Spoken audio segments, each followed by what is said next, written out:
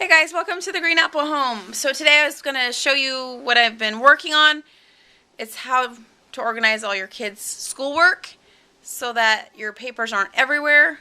Right now I have one child in school, so I have got to get this under control before my second one, who's in preschool right now, starts in the loop. And then with a third one, down the line, with 3 people coming home with all this paperwork, it's going to be much worse than it is now. So I've got to come up with a system, which I have a system in place, but I'm kind of transitioning it to a better system. So let me tell you what I have been doing. My oldest daughter is in 2nd grade. So this is what I've done so far, and it's been working, but I'm going to tweak it so that hopefully it'll be more efficient. I don't know.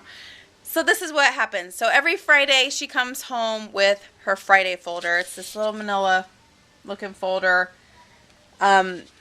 Pretty much has everything that she did from the week. And then I go through it.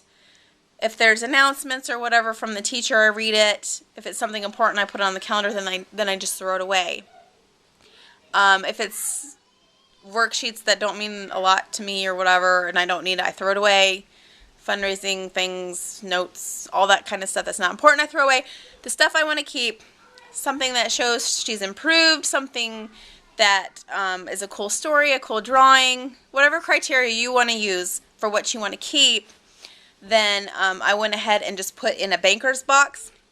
This is the one that I used, and it's cool because it has a lid, and so I would just throw it in there, and then there was a big pile because I'm working on it right now, but then I would just stick it, like I've got, well, right now I'm using that for like scrapbooking, and some of the other ones I'm using for other things. But it doesn't look too bad as far as decor goes. I mean, you wouldn't know that inside that there's a bunch of papers. Not too bad for decor, right? So anyways, I liked it. And it's big and roomy. And then with 30 kids, you could do 3 folders and then just put each kid's papers in that folder. But anyways, I like that because what I liked, I just threw in there.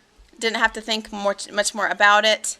And then at the end of the year, when the teacher gave us back that manila that Friday folder, then I would stick all the material from that year that I liked and kept, and I would stick it in here and just label it what grade and the age of the kid or whatever. Then I would stick it back in the banker's box. So that's good because I have a sampling of what happened that year and the improvement of my child, how she developed, yada yada. It's important to me. I'm sentimental. Sometimes there were newspaper clippings. Funny things, like the teacher, she got in trouble once. She had a very off day today. She had a very difficult time following directions when we were working, asked for a level 1 quiet, and she continued to talk, blah, blah, blah, blah, blah.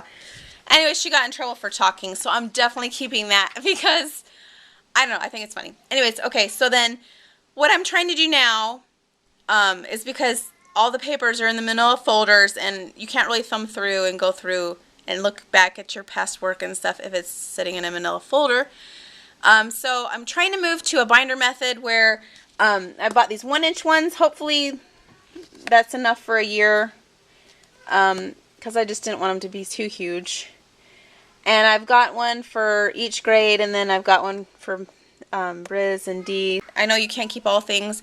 If there's big things that you want to keep, you can take pictures of them and then put them in little sleeves, like these little plastic sleeves. If there's things that you don't want to punch holes in, you can put them in a folder. She had a nice story about how to make a sandwich in there, where I'm going to put that in there. Most everything else can be just hole punched and put in.